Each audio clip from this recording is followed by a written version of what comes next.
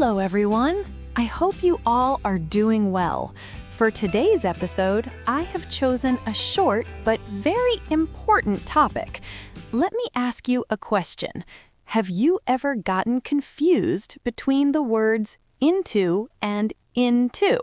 They sound exactly the same when we speak, right?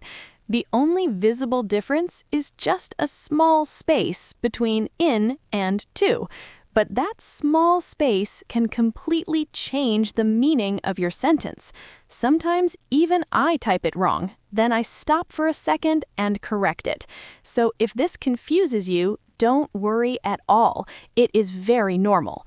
Today, we are going to understand this clearly, and I will also give you a very simple trick so you can confidently use these words without making mistakes. Let's start with the easier one, into.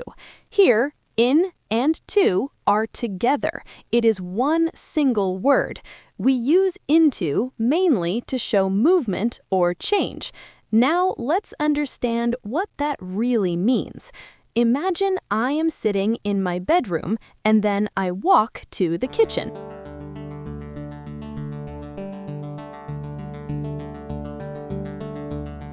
There is movement happening. I am going from one place to another. More importantly, I am moving from outside the kitchen to inside the kitchen. So in this situation, I can say, I am walking into the kitchen.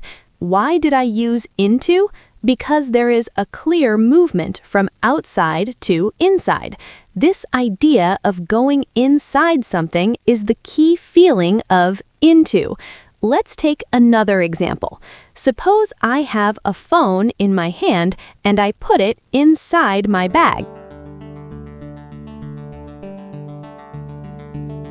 I can say, I put my phone into my bag.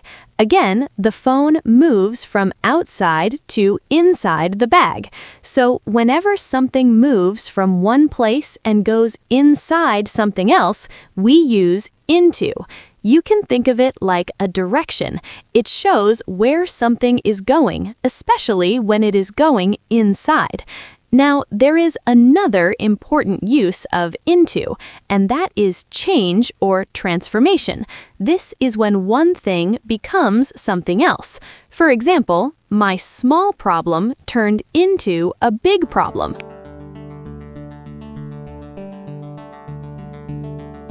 What happened here?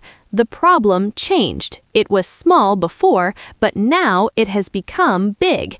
That change is the reason we use into. Another example could be, I turned my bad day into a good day. Again, there is a transformation. Bad becomes good. So just remember two things. If something is moving inside something, or if something is changing into something else, then in these cases, use into, the one that is written together. Now let's come to the part that usually confuses learners. Into, written as two separate words. This is where you need to slow down a little and observe the structure of the sentence. The most important thing to understand here is that into does not act as one unit. It is actually two different words doing two different jobs. First, let's talk about in. Sometimes in English, in is part of a verb. These are called phrasal verbs. For example, we say log in, hand in, drop in, and give in. In all these cases, in is not separate.